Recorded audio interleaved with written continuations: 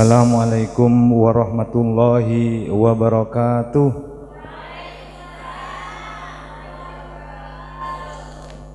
Kurang semangat ini anak-anak ya. Assalamualaikum warahmatullahi wabarakatuh.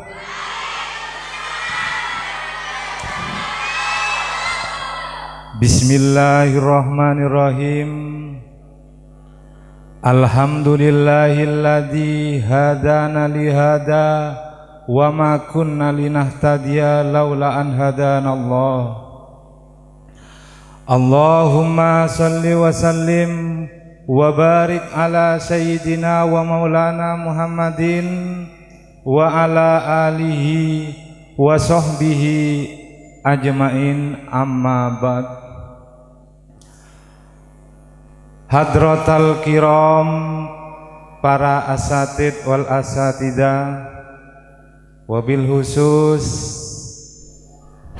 panjenenganipun Nyai Hajah Nur Komariah Setiawati Wulandari, panjenenganipun Nyai Hajah Maftuhatun Nadia,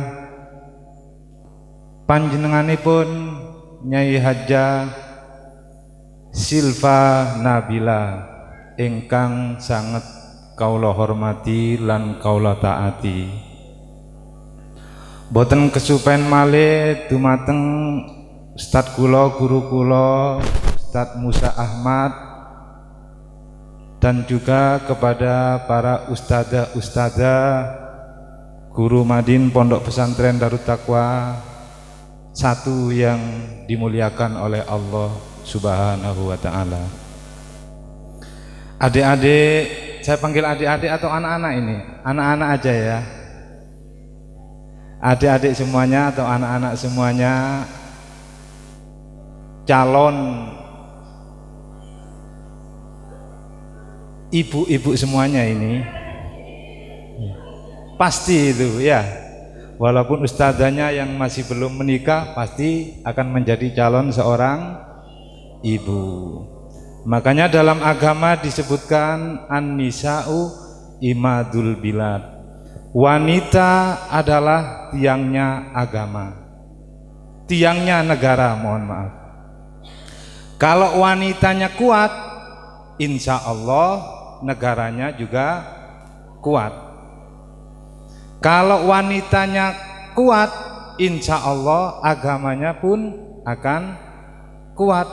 Oleh karena itu, mari kita persiapkan, mari kita upgrade pengetahuan kita, agar kelak ketika kita menjadi seorang ibu, benar-benar sudah siap menjadi ibu yang baik, sehingga dapat menopang negara ini, dapat menegakkan agama ini dengan baik. Ingat ya, ibu atau wanita itu adalah madrasah bagi anak-anaknya. Oleh karena itu, kepada adik-adik, jangan pernah bosan-bosan, jangan pernah berkecil hati. Mumpung masih ada di pesantren, ayo kita gunakan kesempatan ini dengan sebaik-baik mungkin. Anak-anakku yang dirahmati oleh Allah, pertama-tama marilah kita panjatkan puja dan puji syukur kita kehadirat Allah Subhanahu wa ta'ala yang masih memberi kesempatan kepada kita semua, menakdirkan kepada kita semua berada di suatu tempat yang mana tempat itu insya Allah dapat membawa keberkahan, dapat membawa kebaikan dalam hidup kita. Coba sampean bayangkan ya anak-anak ya, kenapa kok Allah menakdirkan sampean saja yang mondok, anak-anak ini saja yang mondok? Kan banyak anak seusia sampean yang tidak di pesantren, ada jadi pengamen, mohon maaf bukan menghina ya, tapi ini tamsil atau contoh. Ada juga yang ikut jadi pemulung, membantu orang tuanya dan lain sebagainya. Itu artinya Allah menyiapkan sampean menjadi orang-orang yang besar kelak. Amin Allahumma Amin. Jangan berkecil hati. Di era yang zaman sekarang ini, wanita memegang peranan penting di zaman sekarang ini. Gubernur Jawa Timur wanita apa laki-laki? Banyak wanita sekarang itu gubernur. Nomor 1 sak Jawa Timur yang menjabat adalah Ibu Hovifah atau wanita. Sampean tahu ingin nggak jadi gubernur? Kalau Allah menakdirkan, tidak ada yang tidak mungkin. Innama amruhu idza arada say'an ayyakula lahu kun fayakun. Ya, kalau Allah sudah menunjuk salah satu di antara yang hadir ini kelak nanti, siapa tahu yang di sebelah belakang itu yang kerudung putih misalkan ya dijadikan menteri oleh Allah, pasti jadi. Tinggal bagaimana kita menyiapkan, mempersiapkan diri, belajar dengan sebaik mungkin di pesantren. Insya Allah lulusan pesantren sekarang mempunyai atau memegang jabatan penting di negeri ini. Anak-anak yang dirahmati oleh Allah, kedua kalinya sholawat berserta salam semoga senantiasa dan selalu tercurahkan kepada junjungan kita Nabi besar Muhammad sallallahu alaihi wasallam yang sangat memperhatikan keadaan para wanita-wanita, sehingga beliau bersabda, an-nisa'u imadul bilad, wanita adalah tiang negara. Anak-anak yang dirahmati oleh Allah, begitu pentingnya peranan sampean, maka tidak boleh tidak, ilmu pengetahuan itu yang paling harus diutamakan oleh anak-anak semuanya.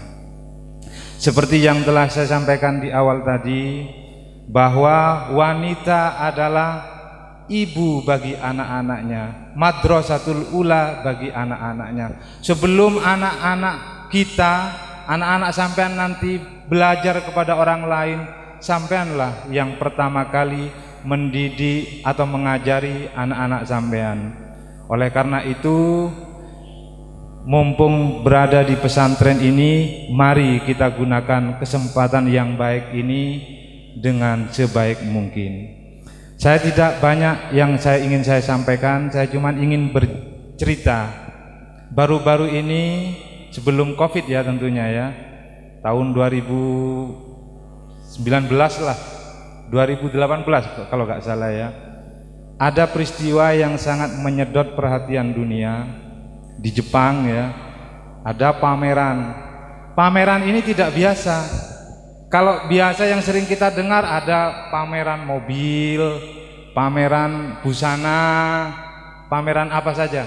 Tapi kali ini yang dipamerkan di Jepang itu adalah otak manusia. Ada otaknya orang Jerman dipamerkan di situ. Ada otaknya orang Amerika, termasuk otaknya orang Jepang. Pokoknya otaknya orang top-top di dunia ini dipamerkan di Jepang itu, termasuk juga otaknya orang Indonesia. Anehnya yang banyak bahasa Indonesianya dikerumuni itu apa? Ya dikerumuni juga ya. Maksud saya yang paling banyak dicari atau dilihat itu adalah otaknya orang Indonesia. Otak itu dipamerkan plus dikasih harga. Otaknya orang Jepang $2.000, otaknya orang Amerika $3.000, otaknya orang Cina $4.000. Yang aneh otaknya orang Indonesia ini harganya paling mahal di antara otak-otak tadi itu. Bingung, kok bisa ya otak orang Indonesia mahal? Padahal selama ini orang Indonesia itu tidak ada ilmuwan yang keluar dari Indonesia yang menciptakan HP, membuat HP. Orang Cina, Jepang, membuat mobil orang Eropa, Amerika. Tapi ini kok ada Indonesia otaknya kok mahal. Akhirnya tanya, Pak, kenapa otaknya orang Indonesia kok mahal? Iya Mas, masih orsinil, gak pernah dipakai, makanya mahal harganya. Beda kalau otaknya orang Jepang, dipakai mikir buat HP, pakai mikir buat apa namanya, mobil, makanya bekas gitu loh. Padahal sama-sama otaknya, tapi otak kita gak pernah dipakai, paling pol pakai ngelamun, menepreyan iki nandio ngono. Makanya dianggap gak pernah dipakai otak kita itu, masih orsinil. Ini sebenarnya sindiran ya buat kita, buat anak-anak, agar menggunakan akal pikiran kita, agar menggunakan otak yang dianugerahkan oleh Allah kepada kita. Masa iya kita kalah sama orang-orang yang tidak menyembah Allah? Halo? Gak mungkin kan? Ya. Dulu di awal-awal, ini cerita sedikit lagi ya. Karena jujur, tadi saya ditembak langsung sama panitianya. Pak, sampai ngisi apa namanya, pesanan kan. Waduh, saya tak suruh Pak Musa yang lebih senior. Dianya gak mau, ya saya aja ke sini ya. Dengan senang hati. Kalau disuruh Darut Taqwa, saya dengan sangat senang hati. Asal tidak apa namanya, tidak mengganggu. Pokoknya disuruh Darut Taqwa, saya senang sekali. Di awal Islam, di awal peradaban agama Islam, ilmuwan-ilmuwan dunia itu dulunya dari orang Islam semuanya. Kedokteran, Ibnu Sina yang menemukan itu, dan banyak lagi. Tapi kalau sekarang ini memang kita akui orang-orang Islam kalah atau tertinggal, bukan kalah ya, tapi masih tertinggal. Dan tanggung jawab kita semua, terutama anak-anak yang masih muda-muda ini, harus memperjuangkan agama ini agar kembali menjadi al-Islamu ya'lu wala yu'la alai. Al-Islam itu adalah kuat dan tidak ada yang dapat mengalahkannya. Mudah-mudahan ini tidak hanya semboyan saja, tapi bisa diaplikasikan dalam kehidupan sehari-hari. Di awal era 2000-an, 2005 atau 2000 berapa, HP, tahu HP ya, handphone itu booming. Jarang sekali orang yang punya HP, harganya mahal, ya kan? Waktu itu 2005. Tapi HP yang tutit-tutit itu kalau dipakai sekarang laku apa enggak? Enggak laku, karena ketinggalan zaman. Fiturnya, pilihannya, menunya dan lain sebagainya tertinggal dengan HP Android yang sekarang sekali petek, wah apa aja bisa buat transaksi, ya kan? Manusia persis seperti itu. Kalau kita tidak mau mengupgrade kemampuan kita, tidak mau menggunakan otak kita, ya tadi itu harganya mahal otak sampean, karena masih orsinil.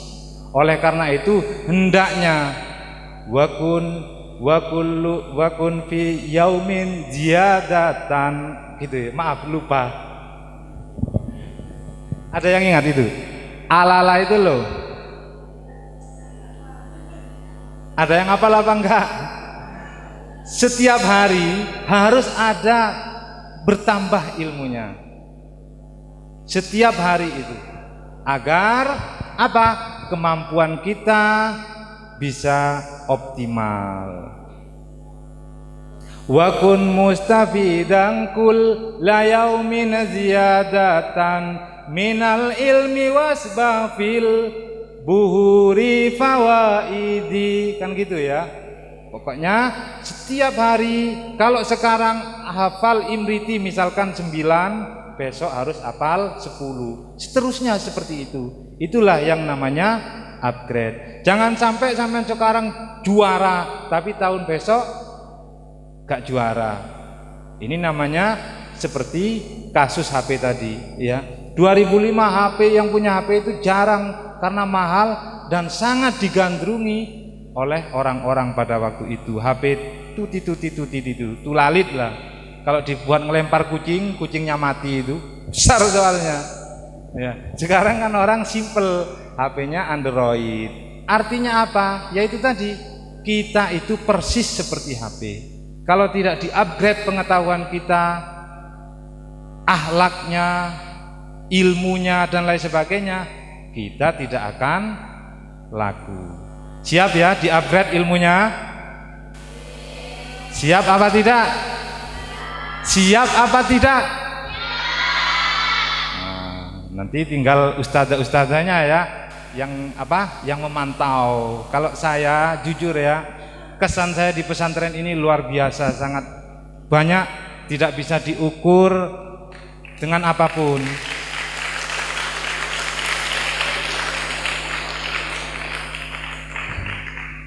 Baru kali ini saya bicara di tepuk tangan, ini luar biasa. Terima kasih.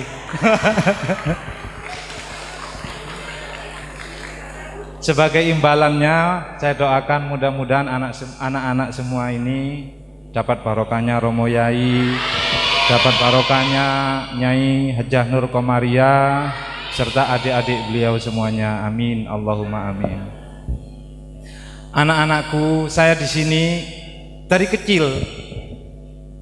Waktu sekitar tahun berapa ya, 1991 kalau nggak salah, 92, 91. Masih ada teman saya masih mondok di sini. Hari ini masih ada 30 tahun, luar biasa, alhamdulillah ya. Rahasia, nanti banyak tahu sendirilah. Banyak sekelas atau sekelas saya itu mondoknya itu lama-lama. Karena sama Yai mondok sing suwe, pinter gak pinter itu urusan nanti. Yang penting mondok sing suwe gitu. Alhamdulillah sampai beliau Romo Yai, almarhum Romo Yai wafat, saya masih di pesantren gitu ya. Yang penting nurut, katanya Yai itu. Mondok di Darut Taqwa ini yang penting nurut. Gitu. Terus jangan banyak melanggar. Bukan berarti tidak boleh melanggar, boleh, tapi jangan banyak-banyak. Itu Yai pernah beliau, karena manusia, siapa manusia yang nggak pernah salah? Coba acungkan tangan. Siapa yang nggak pernah salah di sini? Coba, nggak ada. Tidak ada manusia yang tidak pernah salah. Pasti salah. Tapi kita ini diberi pilihan. Kesalahan kita hendaknya kita tutupi dengan kebaikan. Adbi'is sayyi'atil hasanah fatamhuha. Hapuslah kejelekan itu dengan kebaikan. Ya. Saya tidak menganjurkan sampean melanggar, bukan ya, tapi jujur sajalah. Melanggar gak apa-apa, tapi jangan banyak-banyak. 1 tahun melanggar 2 kali. Itu bagus itu. Insya Allah Nyai Nur Komaria ngerestui kalau seperti itu. Kalau cuma 2 kali saja. Mau dimakfu, jangan besar-besar melanggarnya, gak sekolah gitu aja ya. Apa sampean kira apa? Metu 2 minggu, waduh itu melanggar peraturan. Hukuman itu berat kalau seperti itu, gak boleh gitu ya. Cuma kalau gak sekolah selama 1 tahun 2 kali itu bagus itu. Sanggup ya? Sanggup. Apalagi kalau sekolah dinia, Masya Allah, sekolah dinia, sekolah lillahi ta'ala ya seperti itu. Kapurnya, spidolnya kan sekarang lebih lebih maju ya, spidolnya kadang gak metu, dibuat nulis gak metu. Inilah potret sekolah lillahi ta'ala. Terus anaknya, ini bukan cerita di sini ya, di sana, di pondok yang sana, di luar negeri gitu. Kalau di sini insya Allah enggak, baik semuanya sudah tertata baik, guru datang suruh tanda tangan dan lain sebagainya, dikasih minum aqua, wis bagus, ada kemajuan dibanding zaman saya dulu gitu loh. Kalau zaman saya dulu enggak ada seragam, enggak ada kapur itu, kapur tulis, kalau buat nulis itu masih kapur putih. Sekarang kan enggak, lebih maju pakai spidol, papannya putih. Kalau dulu papan tulis itu hitam warnanya. Pernah menangi ya masa-masa sulit seperti itu. Jadi itu saja anak-anak yang saya banggakan selama hidup ya. Yang saya rasakan yang paling enak itu waktu di pesantren. Makanya pernah saya ingat waktu ngaji siang-siang itu, dulu kan ngaji yai yang mulang itu, ngaji siang, ngaji pagi, semua mungkin sanawiyah sampai aliyah itu. Yai pernah tahu, seandainya, tapi pakai bahasa Jawa yai dawuhnya itu, seandainya saya boleh milih, lebih saya pilih tinggal di pesantren daripada di rumah. Itu yai seperti itu. Padahal saya tahu sendiri beliau sudah punya mobil, punya santri banyak, tidur pakai AC dan lain sebagainya. Tapi beliau lebih memilih tinggal di pesantren daripada di rumah. Tapi kewajiban hidup itu kan berjalan. Ada masanya di pondok, gak boleh mondok terus ya, gak boleh, gak baik. Kalau sudah waktu keluar, berkeluarga kalau sampai, tapi nanti lama, yang 20 tahun lagi sampean ini, anak-anak ini. Nah, berapa tahun lagi? 1 tahun, gak boleh, masih kecil, gak dapat izin ya. 20 tahun lagi baru boleh berkeluarga. Sekarang fokus pada belajar. Saya kira sekian anak-anak. Jangan lupa tadi apa yang saya sampaikan, mudah-mudahan bermanfaat. Iddini wad dunya wal akhirah, amin Allahumma amin. Dan apabila ada kata-kata saya yang kurang berkenan, saya mohon maaf yang sebesar-besarnya, baik sengaja ataupun tidak disengaja. Assalamualaikum warahmatullahi wabarakatuh.